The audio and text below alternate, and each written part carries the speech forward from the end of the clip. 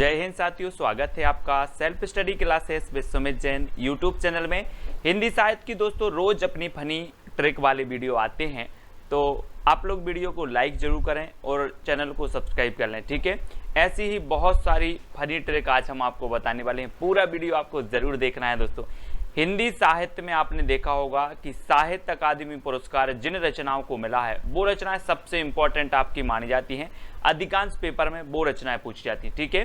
तो मैं आज वो रचनाएं साहित्य अकादमी जिनको पुरस्कार मिला है उन रचनाओं को आपको बहुत ही फनी ट्रिक से याद करवाने वाला हूं, ठीक है। तो पूरा वीडियो आपको जरूर देखना है। और दोस्तों अगर आप व्हाट्सएप ग्रुप से नहीं जुड़े हैं तो 9098609291, ठीक है। इससे ये नंबर आपको दिया है, इस नंबर पर आप SMS करें, मैसेज करें, आपको व्हाट्सएप ग्रुप की लिंक मिल जाएगी, ठीक है। तो स्टार्ट करते हैं दोस्तों आज का वीडियो। आज के वीडियो में क्या होगा दोस्तों, सबसे पहले आपको टेस्ट करवाया जाएगा, आपको रचना पता है कि नहीं पता है, फिर ओके उसके बाद जो है क्या करना है मैं आपको ट्रिक बताऊंगा, ठीक है। तो जुड़े रहें, वीडियो को लाइक करें। पहला प्रश्न है, हेमतरंगिणी की रचनाकार कौन है। 4 विकल्प हैं दोस्तों आपके सामने और 2 सेकंड आपको दिए जाते हैं। हेमतरंगिणी बताना है दोस्तों। और आपको पता है दोस्तों कि जो हेम होते हैं, हेमखंड होते हैं, आपने देखा होगा ये हेम है ना, हेमखंड हैं। और ये देखो कैसे जमे हैं, ऐसे जमे हैं जैसा कौन जमा रहता है, माखन। यहाँ पर देखो माखन जमा रहता है, तो हेम जमे हैं माखन की तरह, तो हेम से हो जाएगा हेमतरंगिणी और माखन से हो जाएगा आपका माखनलाल चतुर्वेदी, ठीक है। तो हेमतरंगिणी जो रचना हो जाएगी वो किसकी हो जाएगी, माखनलाल चतुर्वेदी की हो जाएगी। सभी लोगों को पता है दोस्तों, एक भारतीय आत्मा इन्हें कहा जाता है, माखनलाल चतुर्वेदी को, ठीक है। और इसे दोस्तों 1955 में क्या मिला, साहित्य अकादमी पुरस्कार मिला। अब ये कैसे याद रखोगे 1955, तो आपको पता है दोस्तों कि आपने क्या किया, बचपन से लेके 55 तक क्या खाया, माखन ही तो खाया है। बोले कि सर मैंने तो बचपन से लेकर 55 तक माखन खाया है, माखन, और माखन खाया है तो माखनलाल चतुर्वेदी की हेमतरंगिणी रचना के लिए साहित्य अकादमी पुरस्कार मिला 1955 में, ठीक है। याद हुआ कि नहीं हुआ, हो गया होगा। अगला प्रश्न है दोस्तों, पद्मावत संजीवनी व्याख्या के रचनाकार कौन है। 4 विकल्प है हमारे सामने, पद्मावत संजीवनी व्याख्या बताना है। तो आपका राइट आंसर क्या होगा, उत्तर हो जाएगा दोस्तों आपका बिल्कुल सही, वासुदेव शरण अग्रवाल, यानी कि बी नंबर आपका बिल्कुल सही है दोस्तों। और हमें दोस्तों वासुदेव की शरण में अगर जाना है तो अपने पद्मों, अपने पदम से, अपने पैर से चल करके जाना होगा, है ना। पदम से चल करके जाना है कहाँ, वासुदेव की शरण में, ठीक है। तो आपका वासुदेव शरण अग्रवाल हो जाएंगे क्या, पद्मावत संजीवनी व्याख्या के। अब इसको कब साहित्य अकादमी पुरस्कार मिला ये चीज भी आपको बतानी है। तो दोस्तों 1956 में साहित्य अकादमी पुरस्कार मिला पद्मावत संजीवनी व्याख्या के लिए। और 56 इंच का सीना फुला करके हमें वासुदेव शरण की क्या है, वासुदेव की शरण में जाना है। वो भी कैसे जाना है, पद्मों से जाना है, तो पद्मावत संजीवनी व्याख्या इस प्रकार से याद करेंगे, ठीक है। अगला बताना दोस्तों, बौद्ध धर्म दर्शन की रचनाकार कौन है। 4 विकल्प हैं अपने सामने, रामधारी सिंह दिनकर, वासुदेव शरण अग्रवाल, आचार्य नरेंद्र देव, राहुल सांकृत्यायन। तो बौद्ध धर्म दर्शन, दोस्तों आप भी बौद्ध धर्म के दर्शन करने जाते हैं। वैसे ही जो बौद्ध धर्म दर्शन करने गए, कौन गए, नरेंद्र देव गए। और नरेंद्र देव अपनी संतान को साथ में लेके गए, संतान को साथ में लेके गए। तो दोस्तों संतान को साथ में लेके गए, तो बौद्ध धर्म दर्शन को 1957 में क्या मिला, साहित्य अकादमी पुरस्कार मिला। और ये रचना किसकी है, तो ये रचना है नरेंद्र देव की, ठीक है। इस प्रकार से याद रखेंगे। आपसे पूछा जाएगा बौद्ध धर्म दर्शन के रचनाकार कौन है, तो आपको बताना है नरेंद्र देव, ठीक है। और नरेंद्र देव जो है अपनी संतान को साथ में लेकर के बौद्ध धर्म के दर्शन करने गए थे, ठीक है। अगला बताना है, मध्य एशिया का इतिहास के रचनाकार कौन है। 4 विकल्प हैं दोस्तों, 4 में से आपका राइट आंसर क्या हो जाएगा दोस्तों, मध्य एशिया का इतिहास बताना है। और इसके जो रचनाकार हो जाएंगे वो कौन हो जाएंगे, मध्य एशिया का इतिहास यानी कि राहुल सांकृत्यायन। राहुल सांकृत्यायन यानी कि डा नंबर आपका बिल्कुल सही है दोस्तों। मध्य एशिया का इतिहास गवाह है कि राहुल जी, आपने नाम सुना होगा, राहुल जी की क्या नहीं हुई, शादी नहीं हुई। क्या वे 58 साल में शादी करेंगे? कितने साल में? 58 साल में शादी करेंगे क्या, है ना। और पूरे मध्य एशिया में घूम आए हैं, लेकिन उन्हें अभी तक क्या नहीं मिली है, कोई अच्छी लड़की नहीं मिली है। राहुल सांकृत्यायन याद रख लेना, ठीक है। तो मध्य एशिया का इतिहास क्या है? राहुल सांकृत्यायन की रचना है और 1958 में इसे साहित्य अकादमी पुरस्कार मिला। तो ये चीज भी आपको याद रखनी है, ठीक है। मध्य एशिया का इतिहास, राहुल सांकृत्यायन, और 1958 में क्या मिल गया? साहित्य अकादमी पुरस्कार मिला। अगला है दोस्तों संस्कृति के 4 अध्याय। ये कौन है? संस्कृति के 4 अध्याय दिन में पढ़ना है या रात में पढ़ना है? तो जल्दी से आप बताएं। संस्कृति के 4 अध्याय दोस्तों हमें दिन में पढ़ना है, इसलिए रचना किसकी हो जाएगी? दिनकर जी की हो जाएगी, ठीक है। दिनकर जी की हो जाएगी। और 59 है ना, 59 याद रख लेना, 59 की है, 1959 की। और याद रखना कि संस्कृति के 4 अध्याय हमें 59 दिन में पढ़ना है। कितने दिन में पढ़ना है? 59 दिन में पढ़ना है। तो 1959 इसको साहित्य अकादमी पुरस्कार मिलेगा 1959 में, और 59 दिन में मिलना है। तो दिनकर इनकी रचना हो जाएगी, दिनकर की रचना हो जाएगी संस्कृति के 4 अध्याय, ठीक है। तो 1959 आपको याद रख लेना है। इस रचना के लिए इन्हें ज्ञानपीठ पुरस्कार मिला है। अगला देखते हैं दोस्तों, कला और बूढ़ा चांद के रचनाकार कौन है? तो बहुत ही बढ़िया रचना है दोस्तों। 4 विकल्प हैं, 4 में से चयन करना है, कला और बूढ़ा चांद।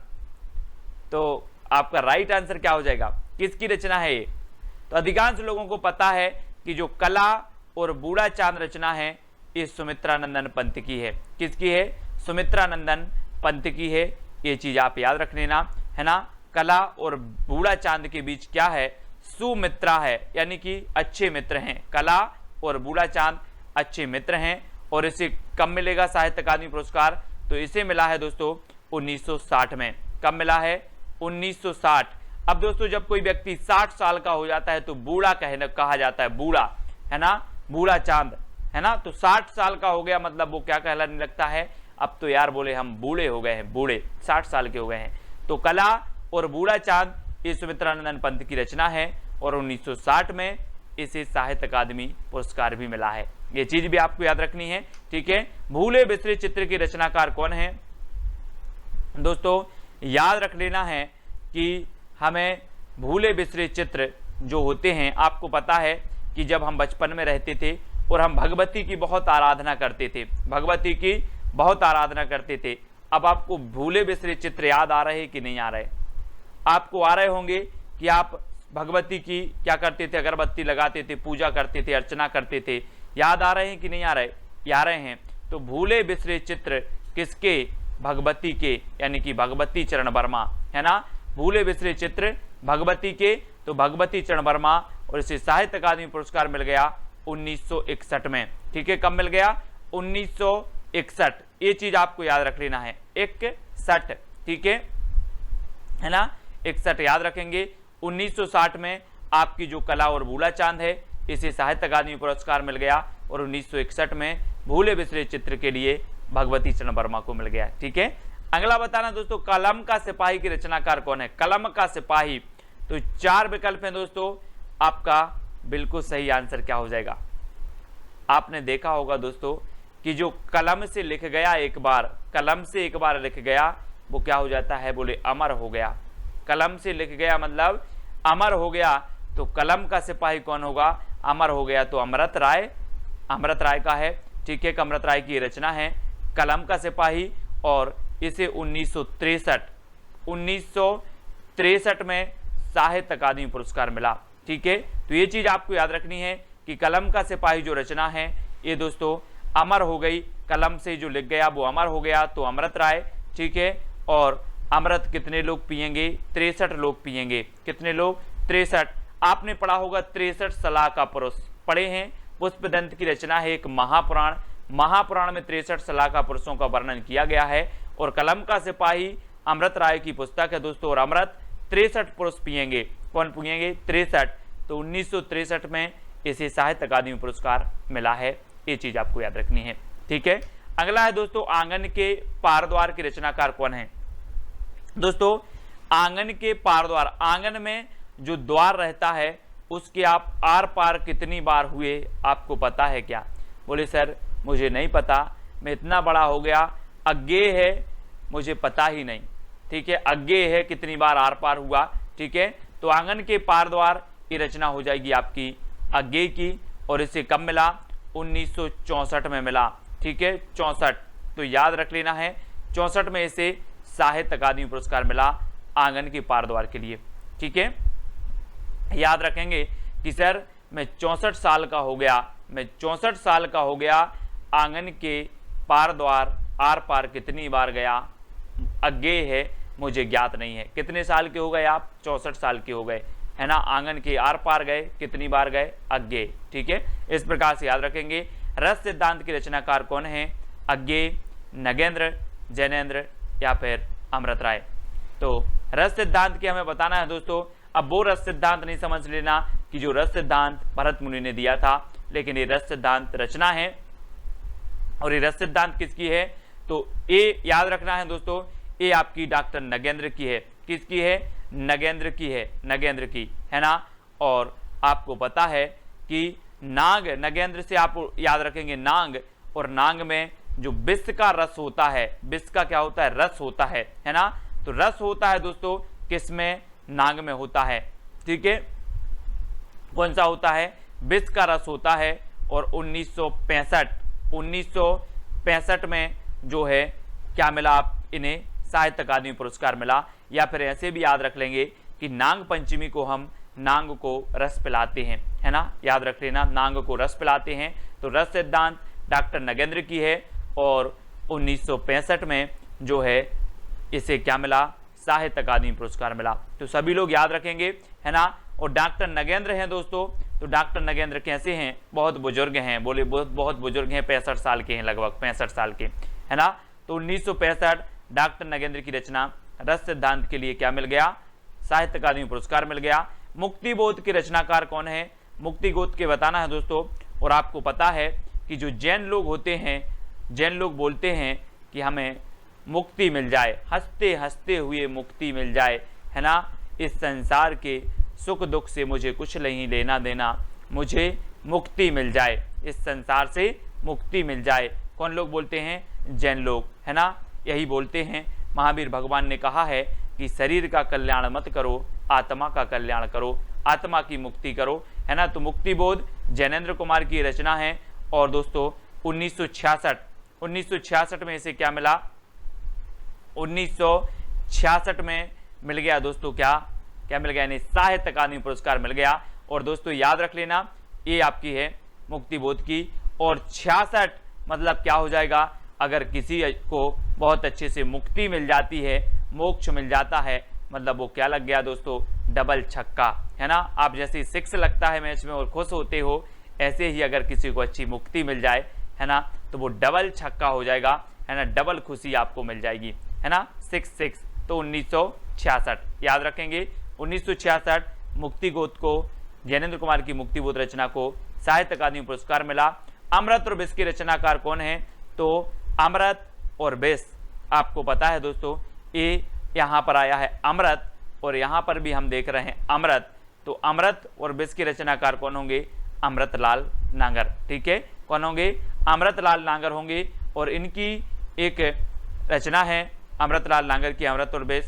और 1967 में दोस्तों, 1967 में इसे क्या मिल गया, 1967 में साहित्य अकादमी पुरस्कार मिल गया। और दोस्तों आपको पता होगा कि अमृत क्या हो गया है, बोले अमृत और विष सड़ गए हैं, अमृत और विष सड़ गए हैं, तो 67 अमृत और विष, है ना। मैं अमृत और विष लेकर के आया, मैंने पूछा अमृत और विष कहाँ है, बोले वो तो सड़ गए, तो 67, ठीक है। अमृतलाल नांगर की रचना है, और 67 में इसे साहित्य अकादमी पुरस्कार मिला।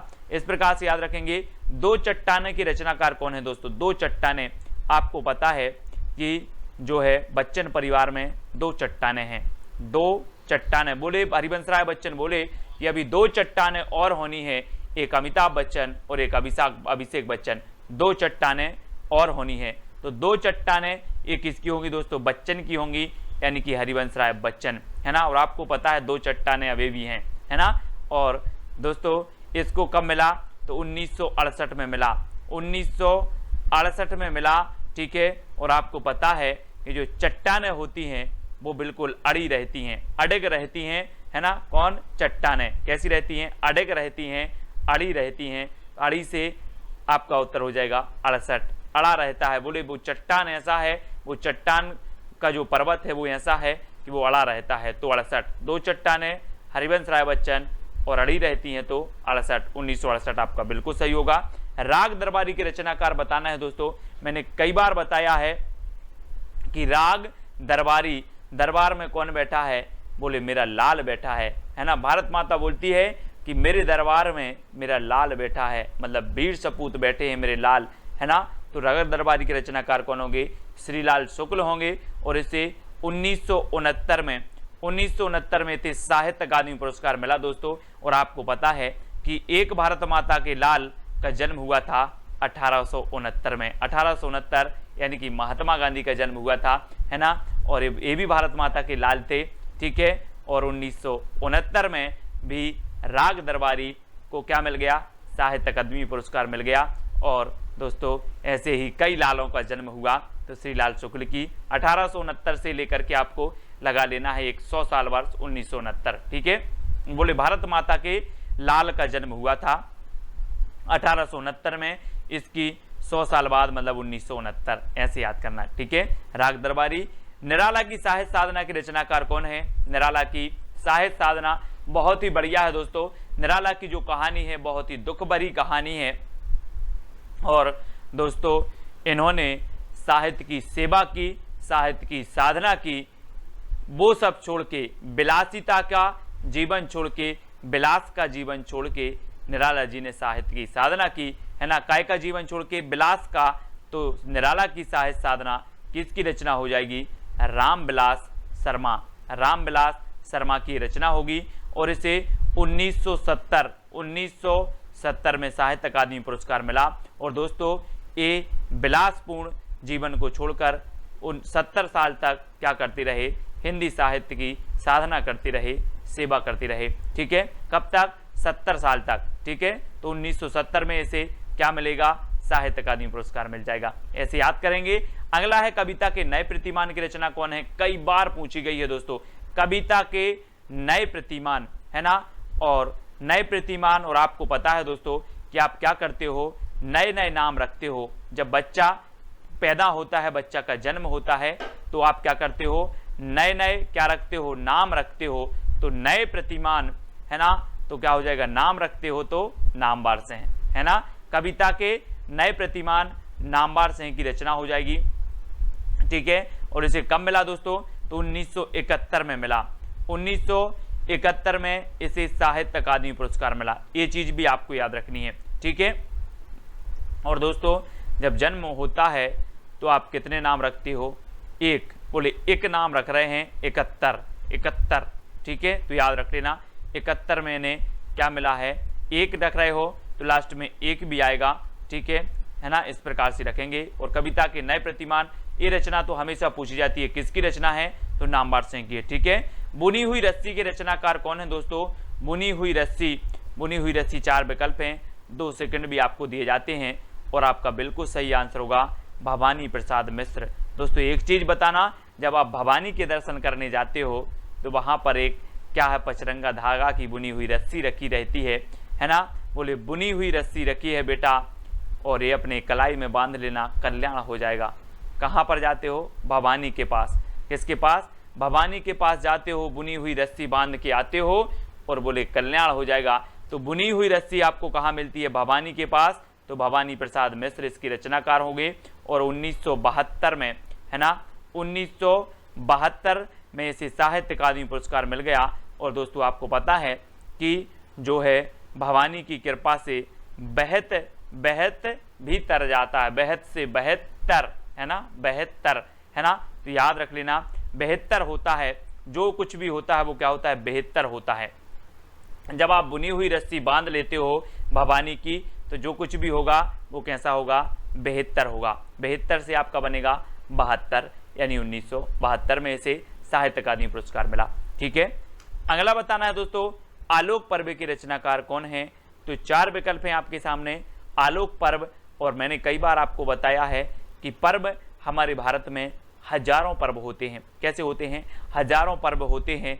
तो आलोक पर्व के रचनाकार कौन होंगे, हजारी प्रसाद द्विवेदी। हजारी प्रसाद द्विवेदी। और दोस्तों याद रख लेना 1973 है ना, 73 जो है इसे साहित्य अकादमी पुरस्कार मिला आलोक पर्व के लिए, हजारी प्रसाद द्विवेदी की, है ना। इसको याद रखेंगे, 1-2 बार वीडियो देखोगे तो आपको क्लियर हो जाएगा। मिट्टी के बारात के रचनाकार कौन है दोस्तों।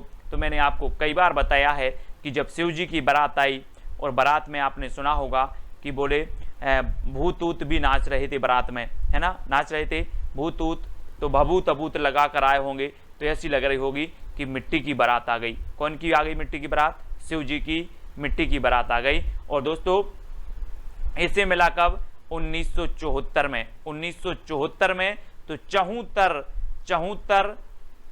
यानी कि 74 दोस्तों, 74 लग रहा था, 74 या 4 दिशाओं में लग रहा था कि क्या है, मिट्टी की बारात आई है, मिट्टी की बारात आई है। 74 है ना, 74 कर दो, 74 बोले 4 दिशाओं में लग रहा था, 74। ठीक है, तो मिट्टी की बारात को 74 में साहित्य अकादमी पुरस्कार मिला, और रचना शिवमंगल से सुमन की है। ऐसे याद रखेंगे। अगला है दोस्तों, तमस के रचनाकार कौन है। तमस, आपको पता है दोस्तों, तमस मतलब होता है अंधकार। और हम बोलते हैं कि भीष्म अंधकार छाया है। कैसा छाया है, भीष्म अंधकार छाया है। तो तमस को याद रख लेना, तमस मतलब होता है अंधकार, और अंधकार छाया है कैसा, भीष्म। तो तमस के रचनाकार कौन होंगे, भीष्म साहनी होंगे। ठीक है, और 1975 में दोस्तों, 75 में क्या मिल गया, 75 में ने साहित्य अकादमी पुरस्कार मिल गया दोस्तों। और एक चीज़ और बताना कि जब व्यक्ति 75 साल का हो जाता है ना, तो उसे अंधकार लगने लगता है ना, जीवन अंधकारमय लगने लगता है, और अपने जो है शांति के मार्ग को खोजता है और कल्याण के मार्ग को खोजता है ना। तो क्या लगता है, अंधकारमय लगता है 75 की साल के बाद। तो तमस के रचनाकार हैं भीष्म साहनी, यानी बी नंबर आपका बिल्कुल सही हो जाएगा। और 1975 में से साहित्य अकादमी पुरस्कार मिला दोस्तों। जहां जैसी ट्रिक निकली बताने का प्रयास किया है, नॉर्मल भी ये भी आप याद रख सकते हो, लेकिन इन रचनाओं को याद रख लेना सबसे पहली प्राथमिकता आपकी बनती है। ठीक है दोस्तों, आज को आपको बताना है तेरी मेरी उसकी बात की रचनाकार कौन है। बहुत ही बढ़िया रचना है, कई बार पूछी जा चुकी है दोस्तों। तेरी मेरी उसकी बात, है ना, अपन बोलते हैं ना कि तेरी मेरी उसकी बात किसी को नहीं बताना। क्या बोलते हैं अपन, तेरी मेरी उसकी बात किसी को नहीं बताना। लेकिन मैं आपसे बोल रहा हूं कि अपने एक ग्रुप है, ग्रुप एडमिन है, यस करके है, यस नाम है उनका। और तेरी मेरी उसकी बात किसको नहीं बताना, यस को नहीं बताना, यस को। ठीक है, याद रखेंगे। आ नंबर आपका बिल्कुल सही है, हमेशा आपकी मदद करते हैं पीडीएफ और हर एक चीज में, यस। तो तेरी मेरी उसकी बात किसको नहीं बताना, यस को नहीं बताना। मतलब इसकी रचनाकार कौन होंगे, यशपाल। ठीक है, यशपाल, यानी कि जो आ नंबर है वो आपका बिल्कुल सही हो जाएगा दोस्तों। और इसको जो साहित्य अकादमी पुरस्कार मिला वो मिला 1976 में। 1976 में इस रचना के लिए क्या मिला, साहित्य अकादमी पुरस्कार मिला। ठीक है, तो याद रख लेना, तेरी मेरी उसकी बात यस को नहीं बताना। और 1976 में इसे साहित्य अकादमी पुरस्कार मिला। और कब तक नहीं बताना, 76 साल तक नहीं बताना। ठीक है, तो 1976 आपका हो जाएगा साहित्य अकादमी। अगला बताना है दोस्तों, चुका भी नहीं हूं मैं। चुका भी नहीं हूं मैं की रचनाकार कौन है। थोड़ी सी इमेज दी है, अगर आप समझ सको कुछ तो बता दोगे। 4 विकल्प हैं, 2 सेकंड आपको पता है दोस्तों। आपको पता है कि जब शेर और हिरन क्या करते हैं, साथ साथ दौड़ते हैं एक दूसरे को, मतलब जो शेर है वो हिरन को पकड़ता है, और हिरन कई बार आपने देखा होगा कि क्या करती है, निकल जाती है और शेर चूक जाता है ना। लेकिन शेर देखता है आजू बाजू, बोले अभी चूका नहीं हूं मैं, चूका भी नहीं हूं, अभी चूका भी नहीं हूं। तो शेर बोलता है चूका भी नहीं हूं। तो इस जो रचना है वो किसकी हो जाएगी, शमशेर बहादुर जी की। ठीक है, याद रखना दोस्तों, इन्हें कवियों का कवि भी कहा जाता है, शमशेर बहादुर साहब को। और ये क्या करते हैं, हिरन और शेर साथ साथ दौड़ते हैं, साथ साथ दौड़ते हैं तो 1977 में इसे इस रचना के लिए साहित्य अकादमी पुरस्कार मिला। तो साथ साथ से याद रख लेना, है ना। और शेर क्या बोल रहा है कि चूका भी नहीं हूं अभी, दूसरा है रन देख लेंगे, ठीक है। तो शमशेर बहादुर यानी 12 नंबर आपका बिल्कुल सही हो जाएगा। अगला बताना है दोस्तों, उतना बस सूरज हूं की रचनाकार कौन है? उतना बस सूरज हूं। 4 विकल्प हैं, 4 में से आपको उत्तर बताना है और आंसर आपका क्या हो जाएगा? उतना बस सूरज हूं। तो हम क्या बोलते हैं दोस्तों, जो उभरता हुआ सितारा होता है, जो भारत का भूषण होता है, वो हम बोलते हैं कि आप तो हमारे भारत के क्या हो? सूर्य हो, सूर्य पुत्र हो। तो उतना बस सूरज हूं क्योंकि आप क्या हो? भारत भूषण हो, भारत भूषण। तो ये भारत भूषण अग्रवाल की रचना है, इसको ऐसे याद करेंगे दोस्तों, ठीक है। बहुत ही बढ़िया है, उतना बस सूरज हूं, भारत भूषण अग्रवाल, ठीक है। और इसे 1978 में दोस्तों, 1978 में क्या मिला? साहित्य अकादमी पुरस्कार मिला। तो याद रख लेना, उतना बस सूरज हूं, भारत भूषण अग्रवाल। अगला है कल सुनना मुझे। कल सुनना मुझे के रचनाकार कौन है? अब दोस्तों एक चीज बताना, मैं अगर आपसे बोलूं कि आज तो आप लोग सुनते नहीं हो मुझे, जब मैं धूल में मिल जाऊंगा तो कल सुनना मुझे। काय में मिल जाऊंगा? धूल में मिल जाऊंगा तो कल सुनना मुझे। तो इसके जो लेखक होंगे वो कौन होंगे? कौन होंगे? कल सुनना मुझे जब धूल में मिल जाऊंगा, तो आपका उत्तर होगा धूमिल, है ना। धूमिल, कल सुनना मुझे धूमिल की रचना है ना। और इसे कब मिला? 1979 में दोस्तों, 1979 में इसे साहित्य अकादमी पुरस्कार से नवाजा गया। ये चीज भी आपको याद रखनी है, ठीक है। अब मैं आपसे कभी भी पूछूंगा कल सुनना मुझे जब धूल में मिल जाऊंगा, तो धूमिल, ठीक है। धूमिल यानी डी नंबर आपका बिल्कुल सही हो जाएगा। अगला है दोस्तों जिंदगी नामा जिंदा रुख। कई बार पूछी गई ये रचना, और आपको पता है दोस्तों कि हम जब हिंदी साहित्य में पढ़ते हैं तो मीराबाई को जरूर पढ़ते हैं, मीराबाई को पढ़ते हैं, है ना। और मीराबाई को जब हम पढ़ते हैं तो इनके बारे में सिर्फ इतना ही कहा जाता है कि इन्होंने अपनी जिंदगी कृष्ण के नाम कर दी। किसके नाम कर दी? कृष्ण के नाम कर दी। जिंदगी नामा जो रचना होगी वो किसकी होगी? जिंदगी नाम कर दी किसके? कृष्ण के। तो कृष्णा सोबती, है ना।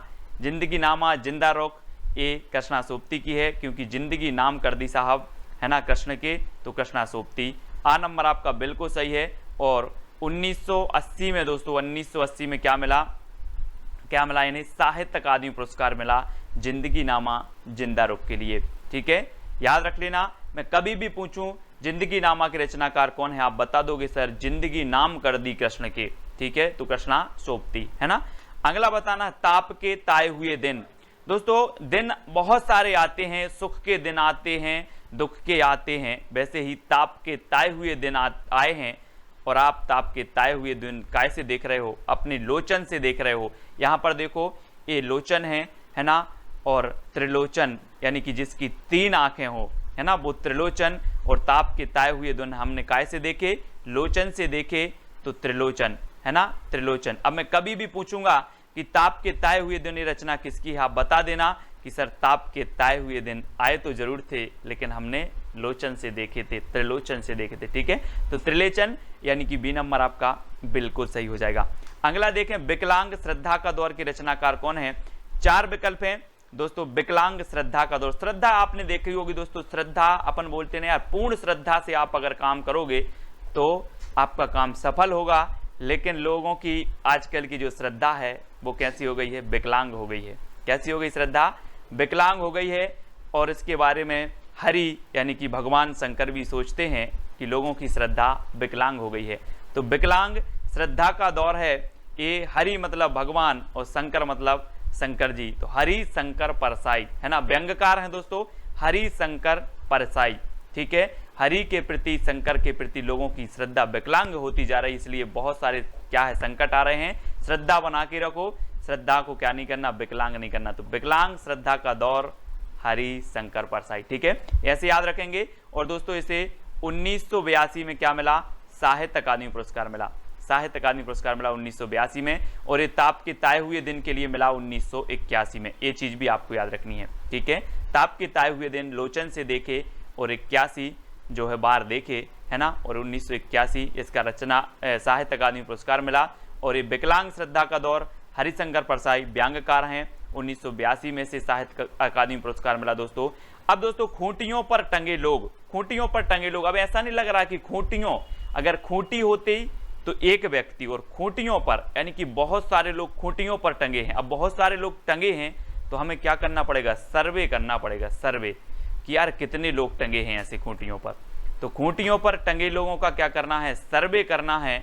तो इसके लेखक कौन होंगे, सर्वेश्वर दयाल सक्सेना। कौन होंगे, सर्वेश्वर दयाल सक्सेना। अब मैं कभी भी आपसे पूछूंगा कि खूंटियों पर टंगे लोग किसकी रचना है, तो आप बोलोगे सीधा सीधा कि सर खूंटियों पर लोग टंगे हैं तो इनका सर्वे करना है, यानी कि सर्वेश्वर दयाल सक्सेना, यानी डी नंबर आपका बिल्कुल सही होगा। और इसे 1983 में साहित्य अकादमी पुरस्कार मिला।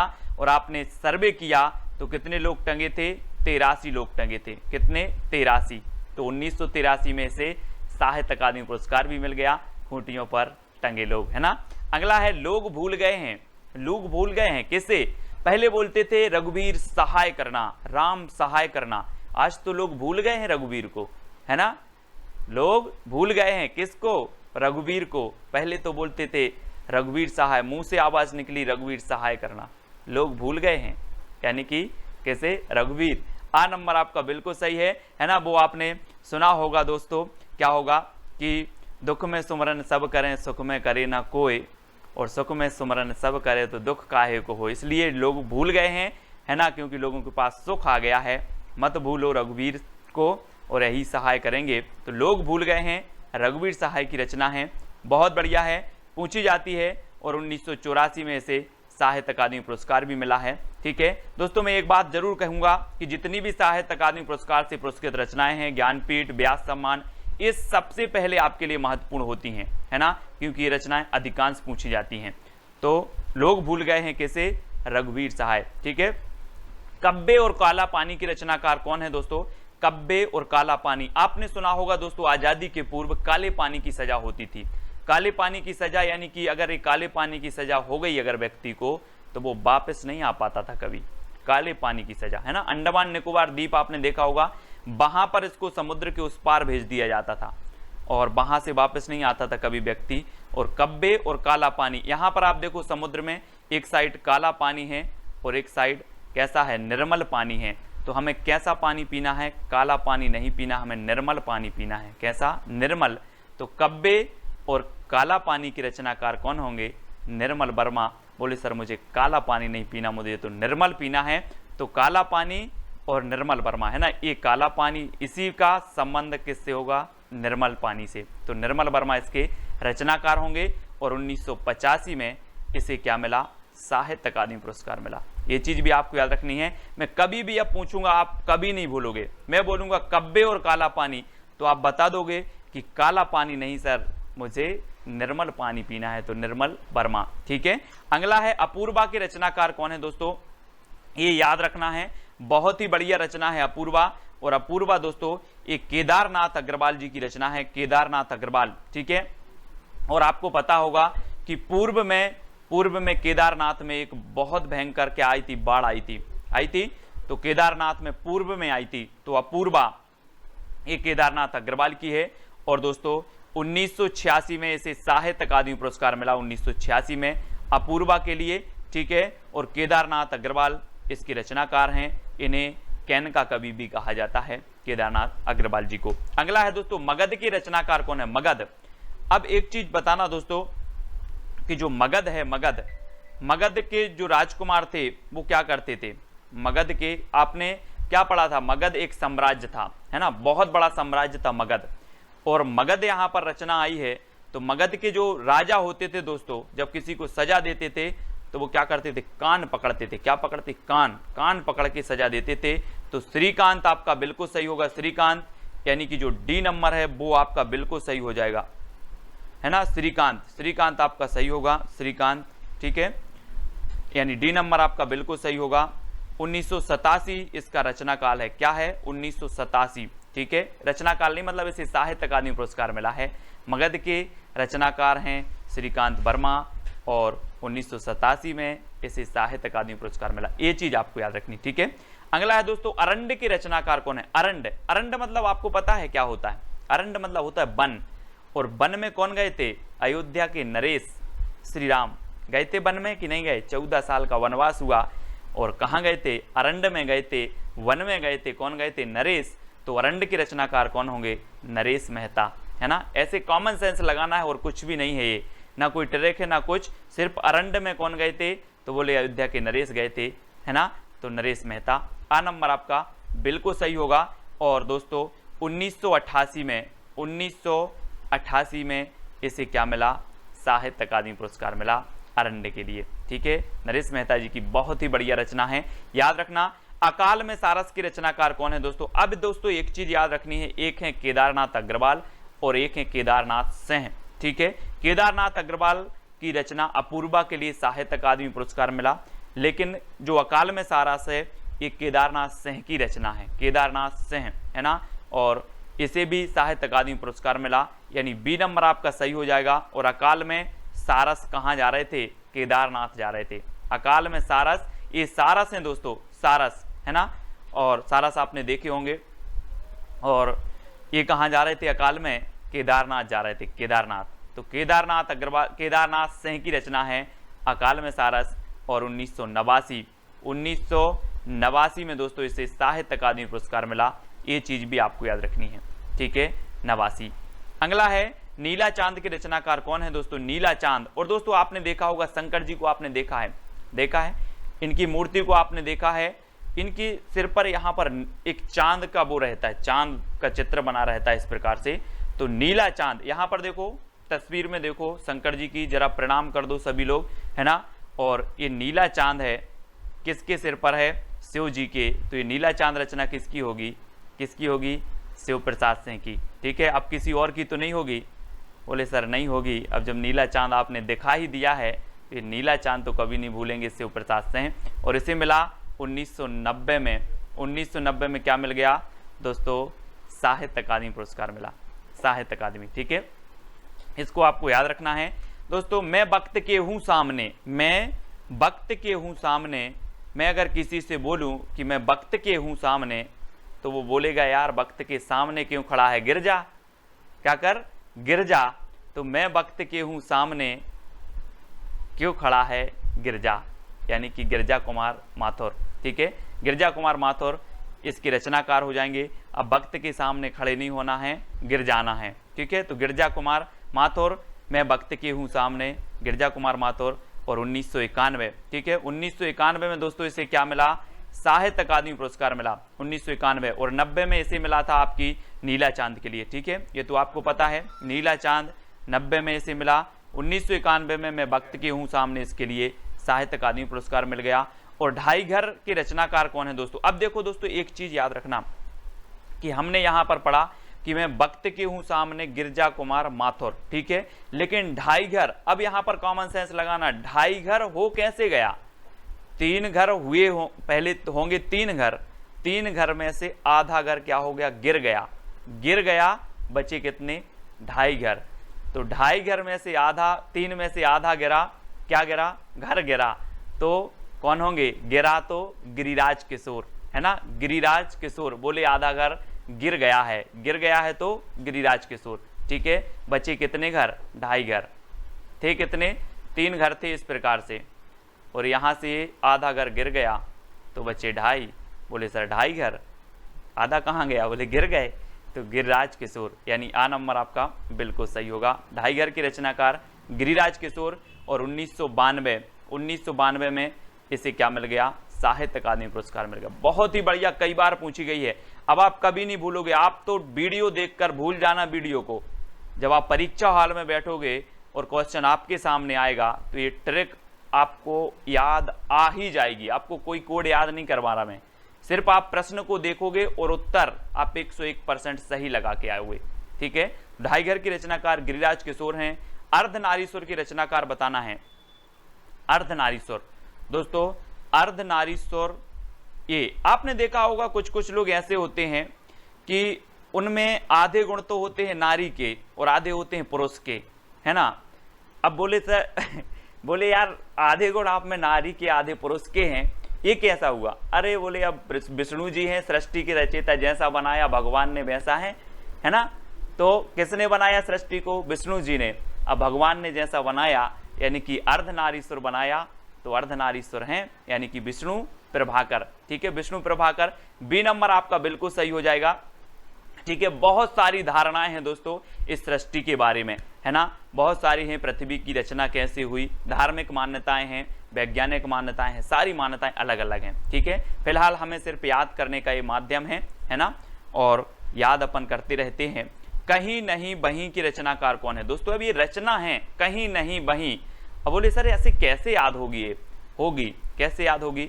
4 विकल्प में 2 सेकंड आपको दिए जाएंगे। कहीं नहीं बहीं, जब सीता जी का हरण हो गया दोस्तों, तो इन्होंने कहा था कि हमें कहीं नहीं, हमें वहीं बैठना है। कहाँ? अशोक के वृक्ष के नीचे। कहीं नहीं वहीं, तो कहीं नहीं वहीं के रचनाकार कौन होंगे? अशोक वाजपेयी। कौन होंगे? अशोक वाजपेयी, क्योंकि सीता जी ने कहा कि हमें कहीं नहीं वहीं बैठना है।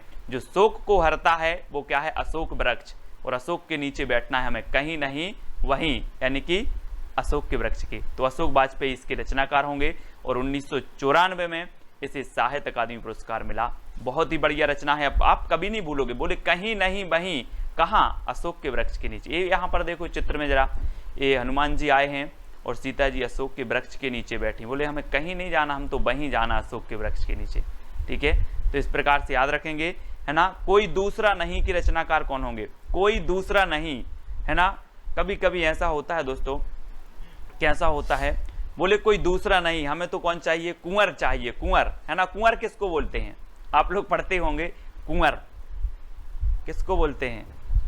बोलते होंगे, है ना। तो कभी कभी ऐसा होता है हमें कोई नहीं चाहिए, हमें सिर्फ कुंवर चाहिए। क्या चाहिए? कुंवर।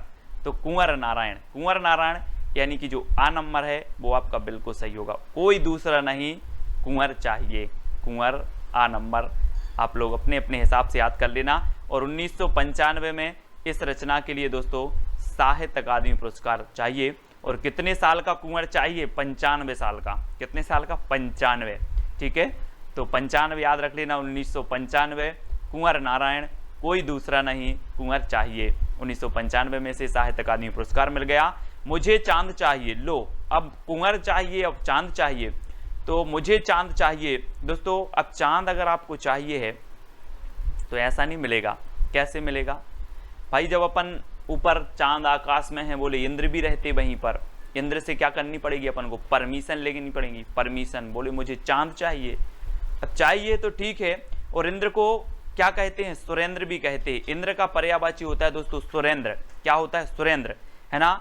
तो अगर चांद चाहिए तो इंद्र की परमिशन लेना है, सुरेंद्र की परमिशन लेना है, तो सुरेंद्र वर्मा। मुझे चांद चाहिए सुरेंद्र वर्मा की रचना है।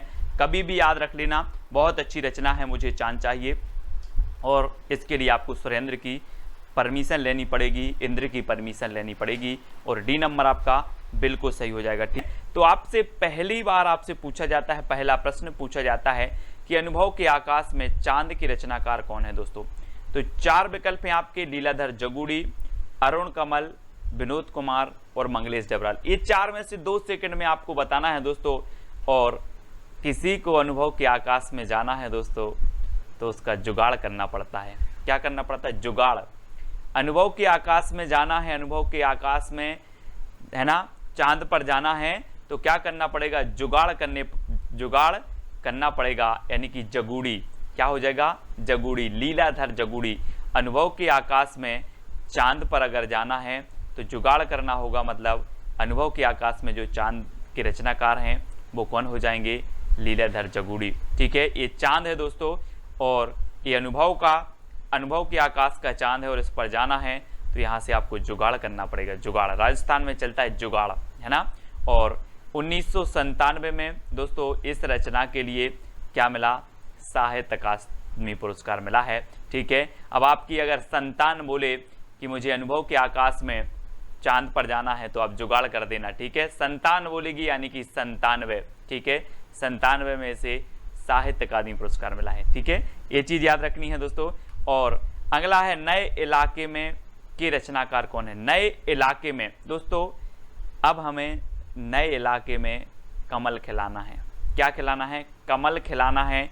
तो नए इलाके में कि रचनाकार कौन होंगे? अब 2 सेकंड में आप उत्तर बता देना। मैंने थोड़ी सी आपको हिंट दे दी है कि नए इलाके में कमल खिलाना है तो कौन होंगे? अरुण कमल। कौन होंगे? अरुण कमल इसके रचनाकार होंगे। और 1998 में इसे क्या मिलेगा दोस्तों? साहित्य अकादमी पुरस्कार। कब?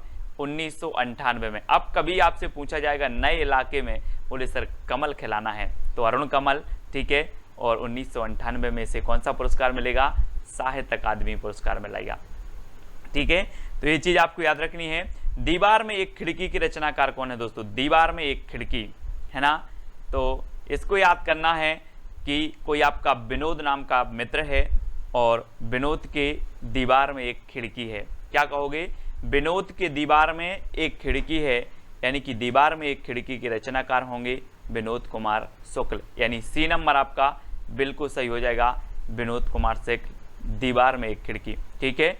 और इसका जो आपका साहित्य अकादमी पुरस्कार मिला वो कब मिला?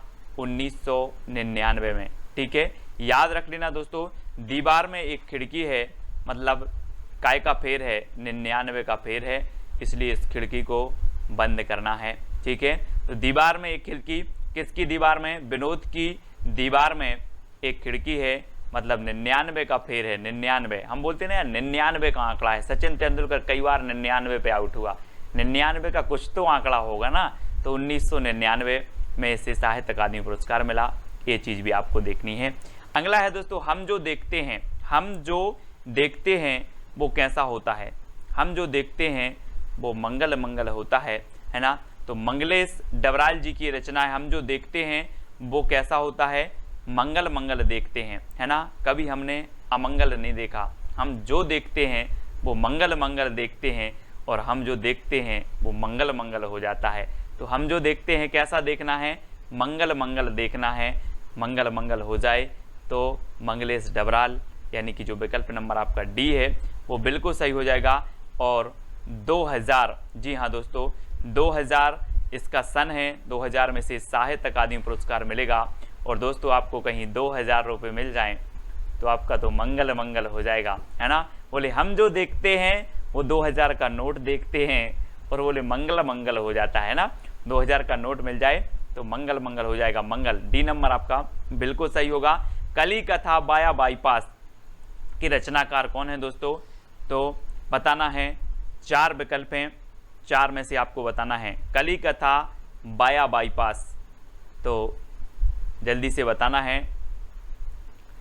ऐसे याद रखेंगे दोस्तों, कैसे याद रखेंगे कि अलका का पलका बाईपास में डला है और वहां पर क्या हो रही है? कथा हो रही है, ठीक है।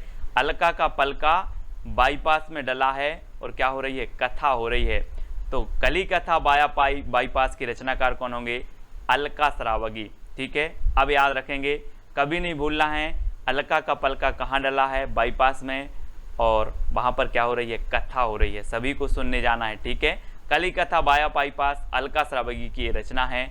और 2001 में कब मिला इन्हें? 2001 में साहित्य अकादमी पुरस्कार मिला है। बहुत ही बढ़िया रचना है दोस्तों, कली कथा बाया बाईपास, ठीक है। तो इस प्रकार से ये तो सिर्फ मात्र याद करने का एक तरीका है, ट्रिक है, जिससे आपके माइंड में सेट हो जाए, ठीक है। बाकी कोई वास्तविकता से लेना देना नहीं रहता अपनी ट्रिक का, ठीक है। तो कली कथा बाया बाईपास की जो रचनाकार हैं वो अलका श्रावगी हैं, इतना आपको याद रखना। 2 पंक्तियों के बीच, दोस्तों आप लोग बोलते हो सर पंक्तियां याद करवा दो, पंक्तियां याद करवा दो, लेकिन मुझे पता है मैं क्यों नहीं करवाता। पंक्तियों में बड़ा जोश होता है। क्या होता है? 2 पंक्तियों के बीच बड़ा जोश होता है। बोलती हैं सर मेरी ट्रिक पहले बनवाओ, वो बोलती है मेरी ट्रिक पहली बनाओ। 2 पंक्तियों के बीच क्या है? जोश है।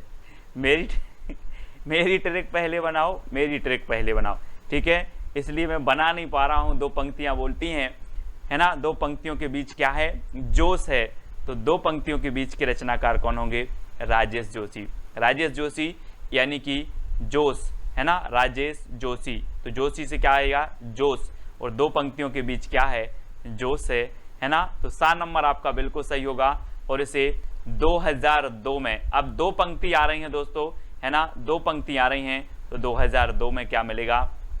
आगे 2 और पीछे 2। बोले ऐसा नंबर बताओ जिसमें आगे 2 और पीछे 2। बोले 2002। अब 2 पंक्तियों के बीच जोश है तो राजेश जोशी, इस प्रकार से याद रखेंगे। और 2002 में इसे साहित्य अकादमी पुरस्कार भी मिल जाता है। ठीक है, कितने पाकिस्तान के रचनाकार कौन है दोस्तों? कितने पाकिस्तान, है ना, मैंने बोला कि पाकिस्तान है, बोले कितने पाकिस्तान है बता दो, मैं सभी जगह क्या खिला दूंगा? कमल खिला दूंगा, है ना, कमल खिला दूंगा, वहां के लोग अच्छे बन जाएंगे, है ना। तो कितने पाकिस्तान के रचनाकार कौन होंगे? कमल खिला दूंगा तो कमलेश्वर। कौन होंगे? कमलेश्वर, है ना। याद रख लेना, इनकी एक आत्मकथा है दोस्तों। गर्दिश के दिन जब इनकी आत्मकथा पढ़ोगे, इनके बारे में पढ़ोगे तो आपको भी आंसू आ जाएंगे कमलेश्वर के बारे में। इनकी ये रचना है कितने पाकिस्तान, और इसे 2003 में दोस्तों इसे क्या मिला? साहित्य अकादमी पुरस्कार मिला। ठीक है, तो कितने पाकिस्तान के रचनाकार कौन है? बोले सर जितने भी पाकिस्तान हो, कितने पाकिस्तान है सब बता दो, मैं सभी के अंदर संस्कार भर दूंगा, कमल खिला दूंगा वहां पर। ठीक है, तो कमलेश्वर, कमल खिला दूंगा तो कमलेश्वर। ठीक है, अगला है दोस्तों दुष्चक्र में सृष्टा की रचनाकार कौन है? दोस्तों बहुत ही बढ़िया ट्रिक है कि जब दुष्चक्र का क्या आता है, दुष्चक्र का फेर आता है, दुष्चक्र का फेर आता है तो वीरान हो जाता है दोस्तों, है ना। वो जगह वीरान हो जाती है जब दुष्चक्र का फेर आता है। तो दुष्चक्र में सृष्टा की रचनाकार कौन है? दुष्चक्र में सृष्टा की रचनाकार होंगे बीरेन डंगवाल। कौन है? बीरेन डंगवाल। दुष्चक्र, बोले हमारे ऊपर तो क्या चल रहा है? दुष्चक्र चल रहा है और हम तो क्या हो गए? वीरान हो गए, है ना। तो बीरेन डंगवाल, वीरान से हो जाएगा बीरेन डंगवाल। ठीक है, ऐसे याद रखेंगे, है ना। आप कभी नहीं भूलेंगे। बोले सर दुष्चक्र की बात कर रहे हो, जब दुष्चक्र का फेर आता है तो लोग वीरान हो जाते हैं, है ना, वो जगह वीरान हो जाती है। और 2004, ठीक है, 2004 याद रख लेना है। 2004 में दुष्चक्र में सृष्टा, और 2004 में आपको पता है दोस्तों कि सुनामी आई थी, और सुनामी आई यानी कि दुष्चक्र, है ना, दुष्चक्र आया और वो जगह ही वीरान हो गई जहां जहां सुनामी आई। ठीक है, तो याद रखेंगे दुष्चक्र जब भी आता है तो वीरान, तो बीरेन डंगवाल की है। और 2004 में सुनामी आई तो 2004 में वीरान हो गए दोस्तों अच्छे स्थान। तो 2004 में से साहित्य अकादमी पुरस्कार मिल जाता है किसे? दुष्चक्र में सृष्टा के लिए। ठीक है, अगला है क्याप के रचनाकार कौन है? क्याप, बहुत सारे लोगों को पता है कि क्या आप मनोहर श्याम जोशी हैं? क्या आप मनोहर श्याम जोशी हैं? तो क्या आप, तो क्याप, है ना, क्याप, और आप हैं क्या? मनोहर श्याम जोशी। इनकी रचना है दोस्तों। इसे साहित्य अकादमी पुरस्कार मिला 2005 में। कब मिला? 5 में मिला। ठीक है, तो मनोहर श्याम जोशी 5 लिखना, है ना। 5 में इन्हें क्या मिल गया? क्या मिला, है ना, 2005 में इन्हें साहित्य अकादमी पुरस्कार मिल गया क्याप के लिए। ठीक है, अब संशयात्मा के रचनाकार कौन है दोस्तों? संशयात्मा 4 विकल्प हैं दोस्तों, और आपने देखा होगा दोस्तों बहुत सारे लोगों को क्या होता है? संशय होता है, संशय, है ना। संशय समझते हो? बोले यार मुझे संशय है, लेकिन जो ज्ञानेंद्र पति होते हैं, ज्ञान के पति होते हैं, उनके अंदर कोई संशय नहीं होता। क्या नहीं होता? संशय। यानी कि आपका बिल्कुल सही आंसर हो जाएगा, क्या हो जाएगा? ज्ञानेंद्र पति। संशय आत्मा नहीं होती जो ज्ञान के पति होते हैं, है ना। तो ज्ञानेंद्र पति आपका बी नंबर बिल्कुल सही हो जाएगा। ठीक है, वो आत्मा संशय आत्मा नहीं है जो ज्ञानेंद्र की पति है, ज्ञान की पति है। और बी नंबर आपका, कभी भी अब आपसे पूछेंगे संशय आत्मा के रचनाकार कौन है? बोले संशय उनके मन में नहीं होता जिनके अंदर ज्ञान है, ज्ञान के वो पति हैं, है ना। तो इस प्रकार से याद रखेंगे ज्ञानेंद्र पति की रचना है। और दोस्तों 2006 में क्या मिला? इन्हें साहित्य अकादमी पुरस्कार मिला। ठीक है, तो याद रख लेना, है ना। और जिनमें ज्ञान होता है, क्रिकेट खेलने का जिनमें ज्ञान होता है, वो बिल्कुल बिना संशय के 6 मारते रहते हैं दोस्तों, 6, है ना, 6 बाउंड्री मारते हैं। तो 2006 में इसे क्या मिल जाता है? साहित्य अकादमी पुरस्कार मिल जाता है। ऐसे याद करेंगे। अगला है इन्हीं हथियारों से क्या बोल देंगे? इन्हीं हथियारों से ना करके हम दोस्तों क्या बोलेंगे? इन्हीं हाथों से क्या हो जाएंगे? अमर हो जाएंगे। इन्हीं हाथों से अमर हो जाएंगे। तो इन्हीं हाथों से ये रचना किसकी होगी? अमर हो जाएंगे तो अमरकांत। ठीक है, इन्हीं हाथों से अमर हो जाएंगे, यानी कि अमरकांत की रचना है। और विकल्प नंबर जो सी है आपका वो बिल्कुल सही हो जाएगा, अमरकांत। ठीक है, इन्हीं हाथों से क्या हो जाएंगे? अमर हो जाएंगे। और 2007 में, है ना दोस्तों, और साथ में अमर होना है ना, सभी को साथ में अमर हो जाना, कोई भाग नहीं जाना, है ना। नहीं तो बोले सर मैं पहले अमर हो जाऊंगा बाद में हो जाना, है ना। साथ में अमर होना है। 2007 में इन्हीं हथियारों के लिए साहित्य अकादमी पुरस्कार मिला। अब आप कभी नहीं भूलोगे, बोले इन्हीं हथियारों से, अच्छा सर ने बताया था इन्हीं हाथों से अमर होना है और साथ में होना है, मतलब 2007 में इस रचना के लिए साहित्य अकादमी पुरस्कार मिल गया। ठीक है, तो याद रखना दोस्तों, कोहरे में कैद रंग, आपने देखा होगा कहीं कहीं गोविंद जी की अगर मूर्ति लगी है और कोहरा छाया है ना, और आपको दर्शन करने हैं तो कोहरे में कैद रंग, कोहरे में रंग कैद हो जाता है और हमें गोविंद जी के दर्शन नहीं हो पाते। तो गोविंद मिश्र की रचना है कोहरे में कैद रंग। फिर आप क्या बोलोगे कि गोविंद जी की जो मूर्ति है कोहरे में कैद रंग हो गई, कोहरे में कैद रंग गोविंद मिश्र, इस प्रकार से याद रखेंगे। ठीक है, और इसे 2008 में क्या मिला दोस्तों, साहित्य अकादमी पुरस्कार मिला। ठीक है, कोहरे में कैद रंग गोविंद मिश्र, है ना, याद रखेंगे गोविंद मिश्र। और अगला है हवा में हस्ताक्षर की रचनाकार कौन है दोस्तों। और दोस्तों आपने पढ़ा होगा, 2 सेकंड में आप अपने उत्तर को तो चयन करते रहें, कमेंट में उत्तर बताते रहें। ठीक है, हवा में हस्ताक्षर दोस्तों आपको पता है कि जो कैलाश पर्वत है वहां शंकर जी गए थे तपस्या करने, पता है आपको, पता है। और ये कैलाश पर्वत इतना ऊंचा है, इतना ऊंचा है दोस्तों कि हवा में हस्ताक्षर करता है। कौन, कैलाश पर्वत। तो कैलाश से क्या बनेगा, कैलाश वाजपेयी, कैलाश वाजपेयी हवा में हस्ताक्षर करते हैं। कौन, कैलाश पर्वत। तो इतना याद रख लेना, हवा में हस्ताक्षर कौन करता है, कैलाश पर्वत। तो कैलाश से आपका बनेगा कैलाश वाजपेयी की रचना होगी हवा में हस्ताक्षर। ठीक है, हवा में हस्ताक्षर कैलाश वाजपेयी। अब आप कभी नहीं बोलोगे, मैं बोलूंगा हवा में हस्ताक्षर किसकी रचना है, बोले सर आपने ही तो बताया था कि हवा में हस्ताक्षर करता है कैलाश पर्वत, तो कैलाश वाजपेयी होंगे, है ना। और 2009, ठीक है, 2009 में क्या हुआ, इस रचना को साहित्य अकादमी पुरस्कार मिला। और मैं बोलूंगा आपसे कि आप भी हवा में हस्ताक्षर करोगे क्या, तो आप बोलोगे नो, मुझे नहीं करना हवा में, मैं तो कागज में कर दूंगा, है ना। तो 9 से बनेगा आपका 9, 2009 में इसे साहित्य अकादमी पुरस्कार मिला हवा में हस्ताक्षर के लिए। तो इस प्रकार से याद रखना। अगला है दोस्तों मोहनदास के रचनाकार कौन है, जल्दी से बताना है। आपने सुना होगा, कई बार सुना होगा, मोहनदास जब भी बात आती है तो आपके अंदर आ जाता है मोहनदास करमचंद गांधी। आता है कि नहीं, सभी लोगों को आता है दोस्तों। जब मोहनदास करमचंद गांधी का उदय हुआ 1869 में, इनका जन्म हुआ, मतलब उदय हुआ, तो ये सारे भारत में क्या लेकर के आए, प्रकाश लेकर के आए। कौन, मोहनदास। तो मोहनदास रचना के रचनाकार कौन होंगे, उदय प्रकाश। कौन होंगे, उदय प्रकाश। बोले सर मोहन का जब उदय हुआ तो प्रकाश लेकर के आए, तो उदय प्रकाश। मोहनदास जो रचना होगी वो किसकी होगी, उदय प्रकाश की होगी। यानी जो डी नंबर है वो आपका बिल्कुल सही होगा। और दोस्तों 2010 है, इस मोहनदास रचना के लिए क्या मिला था, साहित्य अकादमी पुरस्कार मिला था। तो याद रख लेना है। और मोहनदास ने 10 देशों में मोहनदास की आज मूर्ति लगी होगी, लगी कि नहीं लगी, लगी है। 10 देश आज मानते हैं मोहनदास करमचंद गांधी जी को, है ना। तो मोहनदास की रचनाकार कौन है, उदय प्रकाश। इस प्रकार से याद रखेंगे। और 10 देशों में मूर्ति लगी है तो 2010 में से क्या मिलेगा, साहित्य अकादमी पुरस्कार।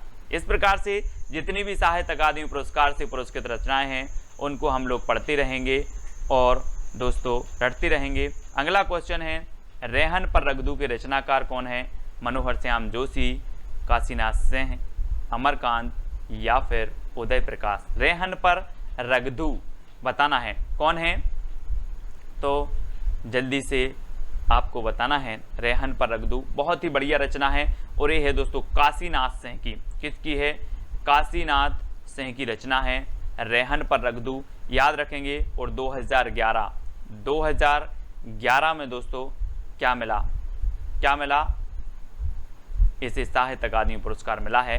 तो याद रख लेना। कैसे याद रखोगे कि जो है काशी बनारस में क्या है, यहाँ पर रेहन पर रगदू छिड़क दी जाती है ना। और 2011 में से मिल गया था। इस प्रकार से आप याद कर लेना, रेहन पर रगदू काशी में रेहन पर रगदू, ठीक है, काशीनाथ सिंह। अगला है पत्थर फेंक रहा हूं की रचनाकार कौन है। पत्थर फेंक रहा हूं, कहां फेंक रहे हो, चंद्र के तले, चंद्र के ताले तोड़ना है। काय के ताले तोड़ना है? चांद के ताले तोड़ना है, इसलिए पत्थर फेंक रहा हूं, क्योंकि हमारा मंगल मिशन नहीं पहुंच पाया था, है ना, इसलिए चांद के क्या करना है? ताले तोड़ रहा हूं। पत्थर फेंक रहा हूं किस लिए? चांद के ताले तोड़ने के लिए, क्योंकि हमारा मंगल मिशन पहुंच नहीं पाया था, ताला डले होंगे शायद, है ना। तो पत्थर फेंक रहा हूं चांद के, यानी कि चंद्रकांत देव ताले, तो ताले चांद के ताले तोड़ने के लिए, है ना। क्या फेंक रहा हूं? पत्थर फेंक रहा हूं। अब आप कभी पत्थर फेंकोगे, बोले क्यों फेंक रहे हो? बोले सर चांद के ताले तोड़ने के लिए, हमारा मंगल मिशन नहीं पहुंच पाया था, है ना। तो चांद के ताले याद रख लेना। और 2012 में दोस्तों, 2012 में क्या हुआ? इसे साहित्य अकादमी पुरस्कार मिला 12 में, ठीक है। और 12 पत्थर इन्होंने फेंके थे, बोले हम 12 पत्थर फेंकेंगे और चांद का ताला टूट जाएगा, ठीक है। तो 2012 में। मिलजुल मन की रचनाकार कौन है दोस्तों? 4 विकल्प हैं, बहुत ही बढ़िया ट्रिक है दोस्तों। जिसका मन मृदुल होता है, कैसा होता है? मृदुल होता है, वो मिलजुल कर रहता है, और जिसका मन कठोर होता है वो मिलजुल कर नहीं रहता, है ना। तो मृदुल मन सभी को बना के रखना है ना, ताकि सभी लोग मिलजुल कर रहें। मिलजुल मन, अब कभी पूछा जाएगा आपसे कि मिलजुल मन जो रचना है वो किसकी है, तो आप बिल्कुल सही बताओगे, मृदुला गर्ग। बोले सर आपने तो बताया था कि मन को मृदुल रखो ताकि सभी लोग कैसे रहें? मिलजुल कर रहें। तो मृदुला गर्ग यानी कि जो सा नंबर है वो आपका बिल्कुल सही होगा। और 2013, है ना, 2013 में से साहित्य अकादमी पुरस्कार मिला, है ना। तो कभी पूछ लेना अपने जितने भी साथी हैं कि तेरा मन मृदुल है कि नहीं। अपने जितने भी साथी हैं, ग्रुप के साथी हैं, जो भी वीडियो हैं, एक दूसरे से पूछ लेना तेरा मन मृदुल है कि नहीं। सर ने तो बोला था कि मृदुल मन करके रखो, है ना, सभी मिलजुल के रहना है। तो तेरा मन मृदुल है कि नहीं, तेरा मन मृदुल है कि नहीं। तो 2013 में इसे क्या मिल गया? साहित्य अकादमी पुरस्कार मिल गया, ठीक है। तो याद रख लेना है, मन को कैसा रखना है? मृदुल, और मिलजुल कर रहना है, ठीक है। और तेरा मन मृदुल है कि नहीं, इस प्रकार से। अगला है विनायक की रचनाकार कौन है दोस्तों? आपको पता है विनायक किसे बोला जाता है? विनायक बोला जाता है दोस्तों गणेश जी को, है ना। आप देखते हैं गणेश जी की पूजन करते हैं और इन्हें विनायक बोला जाता है, ठीक है। और 2 सेकंड में आप अपना उत्तर तो बताते ही जाएंगे। और दोस्तों रमेश चंद्र जो साय हैं, रमेश चंद्र साय, ये विनायक की बहुत पूजन करते हैं। कौन? रमेश चंद्र साय। सभी लोग किया करो, लेकिन ये रमेश चंद्र साय हैं, रमेश चंद्र, ये बहुत पूजन करते हैं किसकी? विनायक की। तो विनायक के रचनाकार कौन होंगे? रमेश चंद्र साय होंगे। और 2014 में क्या मिलेगा? साहित्य अकादमी पुरस्कार मिलेगा, ठीक है। कब? 2014 में विनायक के लिए साहित्य अकादमी पुरस्कार मिला। और ये रचना किसकी है? रमेश चंद्र साय की है, ठीक है। आग की हंसी के रचनाकार कौन है दोस्तों? आग की हंसी, 4 विकल्प हैं, मनोहर श्याम जोशी, रामदरस मिश्र, मृदुला गर्ग या फिर उदय प्रकाश।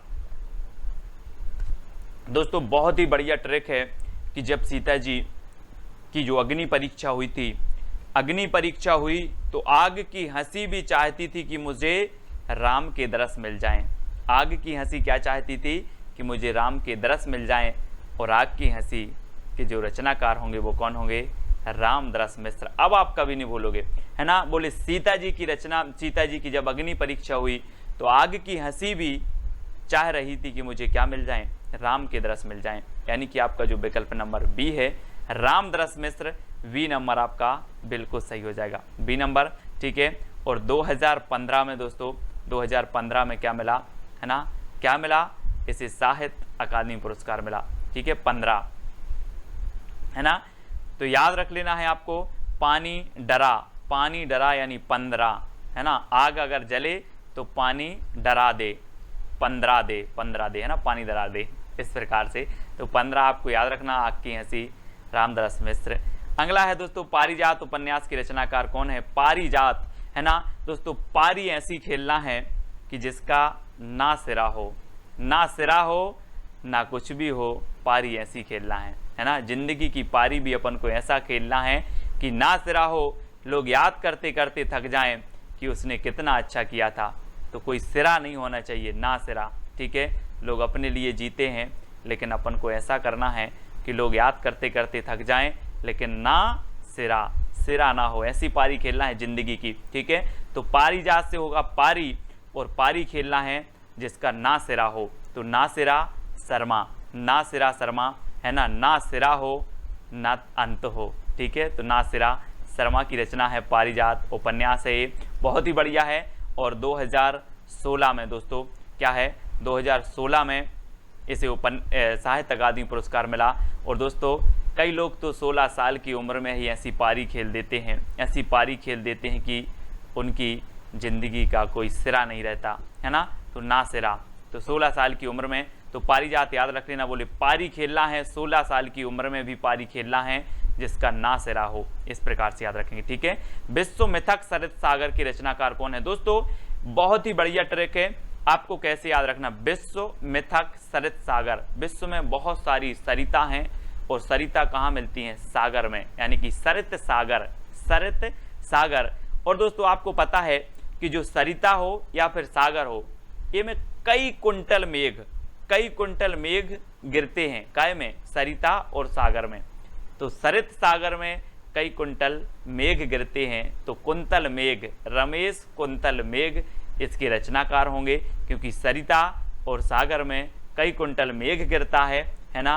तो याद रख लेना, मेघ गिरता है, मेघ से क्या होती है, बरसात होती है ना, तो मेघ से बरसात होती है, पानी गिरता है, तो याद रख लेना कई कुंतल गिरता है, काय में, सरिता और सागर में। तो विश्व में तक सरित सागर, अब सरित से सरिता और सागर में, तो इतना ही आपको जब भी प्रश्न ये आएगा और आपको याद आ जाएगा सरिता और सागर, इसमें तो कई कुंतल मेघ गिरता है, तो कुंतल मेघ, ठीक है। और 2017 में दोस्तों क्या हुआ, 2017 में इसे मिल गया साहित्य अकादमी पुरस्कार, ठीक है, ये चीज आपको याद रखना है, ठीक है। अगला है दोस्तों पोस्ट बॉक्स नंबर 203 की रचनाकार कौन है, बहुत ही बढ़िया रचना है ना, और कई बार पूछी जाती है दोस्तों, आप लोग क्या करते हो, पोस्ट बॉक्स करते हैं कि नहीं, है ना, मैंने पोस्ट बॉक्स कर दिया है यार, आप लोग बोलते हो पोस्ट बॉक्स, और पोस्ट बॉक्स नंबर 203 का हमें क्या बनाना है, चित्र बनाना है, पोस्ट बॉक्स 203 का क्या बनाना है, चित्र बनाना है। तो पोस्ट बॉक्स नंबर 203 के रचनाकार कौन होंगे, चित्रा मुदगल। यहाँ पर देखो ये पोस्ट बॉक्स नंबर 3 है ना, और ये किसकी है, चित्रा मुदगल की है, और हमें पोस्ट बॉक्स नंबर 203 का क्या बनाना है, चित्र बनाना है, चित्र, तो चित्रा मुदगल, ठीक है। और 2018 में दोस्तों, 2018 में क्या हो गया, इस रचना के लिए साहित्य अकादमी पुरस्कार मिल गया 2018 में, ठीक है। तो इसको याद रखेंगे, बोले पोस्ट बॉक्स नंबर 203 का हमें चित्र बनाना है, तो चित्रा मुदगल 2018 में से साहित्य अकादमी पुरस्कार भी मिल जाएगा। अगला है छीलते हुए अपने को की रचनाकार कौन है, छीलते हुए अपने को, आपको पता है दोस्तों कि किशोर जो होते हैं, किशोर, आपके घर में भी किशोर होते, वो तो छीलते रहते पापा को, 50 का दे दो, 100 का दे दो, छीलते रहते हैं, कौन, किशोर, किशोर, तो नंद किशोर आचार्य, नंद किशोर है ना, नंद होते हैं, बोले मेरा नंद है, छोटा सा नंद है, किशोर है, और वो पापा को क्या कहता है, छीलता रहता है, कभी 50 दे दो, कभी 5 दे दो, कभी 10 दे दो, छीलते हुए अपने को, कौन, किशोर, तो नंद किशोर आचार्य की रचना है ना। और इसे 2019 में दोस्तों क्या मिला, साहित्य अकादमी पुरस्कार मिला, ये चीज आपको याद रखनी है, कभी भी पूछा जाएगा, बोले छीलते हुए अपने को, कौन, किशोर, नंद किशोर आचार्य, ठीक है।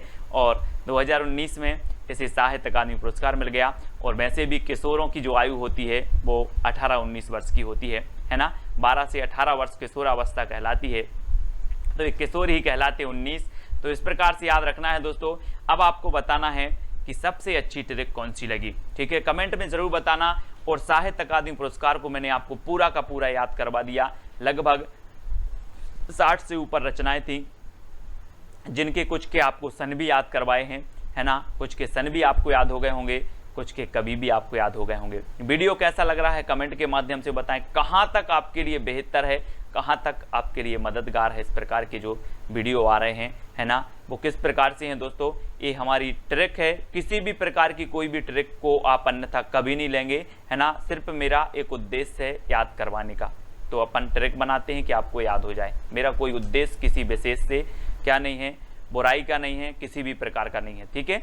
अब आपको बताना है मुक्तिबोध के रचनाकार कौन है। मुक्तिबोध दोस्तों, मुक्तिबोध हमने बहुत पढ़ा कि मुक्ति हो जाती लोगों की, क्या हो जाती, मुक्ति बोलते हैं, कुछ लोग बोलते हैं मेरी मुक्ति अच्छे से हो जाए भगवान, बोलते ना, ऐसे ही मुक्ति करना है अपन को भी। और मुक्तिबोध तो अब बोलोगे सर ये तो कवि का नाम है ना, कवि का नाम तो है, लेकिन एक ऐसे कवि हैं जिनकी रचना भी है मुक्तिबोध, है ना। एक रचना पूछी जाती है तुलसीदास, तुलसीदास। अब तुलसीदास आप बोलोगे सर ये तो कवि की रचना, कवि हैं तुलसीदास नहीं, एक तुलसीदास रचना भी है, कई बार पूछी गई है, यूपी टेट आदि में कई बार पूछी गई है, ठीक है। तो मुक्तिबोध आपको बताना है, इसकी रचनाकार कौन है, ठीक है, ये चीज़ आपको बतानी है। और आपको बतानी है दूसरा क्वेश्चन एक आपको बताना है दोस्तों कि जयशंकर प्रसाद का प्रथम ऐतिहासिक नाटक कौन था, है ना। जयशंकर प्रसाद को आप जानते होंगे, छायावाद के प्रवर्तक थे, और इनका प्रथम यानी कि फर्स्ट ऐतिहासिक नाटक जो था वो कौन सा था, ये भी आपको कमेंट में लिखना है, ढूंढ करके लिखना है, याद करके लिखना है, जैसे भी लिखना है। इन 2 प्रश्नों के आंसर आपके चैलेंज के रूप में दिए जाते हैं। तो सभी लोग वीडियो को लाइक जरूर करेंगे, और लगभग 20 वीडियो आपके हिंदी साहित्य के ऐसे ट्रिकी वीडियो हो गए कि जिन्होंने 20 प्रश्न देख लिए, 20 वीडियो देख लिए, उनका कॉन्फिडेंस बहुत हाई लेवल का होगा, बहुत सारी चीज़ें उनको याद हो चुकी होंगी और उनको भी पता नहीं होगा, है ना। तो वीडियो को लाइक करें, शेयर करें, और दोस्तों IAS study track YouTube channel से आपको जुड़ना है, साथ ही टेलीग्राम ग्रुप से भी आपको जुड़ना है। टेलीग्राम ग्रुप में आपको क्या करना है, सर्च करना है IAS स्टडी ट्रैक और ज्वाइन हो जाना है। और जो भी साथी व्हाट्सएप ग्रुप से नहीं जुड़े हैं उनके लिए 9098609291 ये नंबर दिया है, इस नंबर पर आपको मैसेज करना है और आपको तुरंत ग्रुप की लिंक मिल जाएगी, ठीक है। तो वीडियो कैसा लगा जल्दी बताएं और सब्सक्राइब कर लें। आज के वीडियो के लिए बस इतना ही। जय हिंद।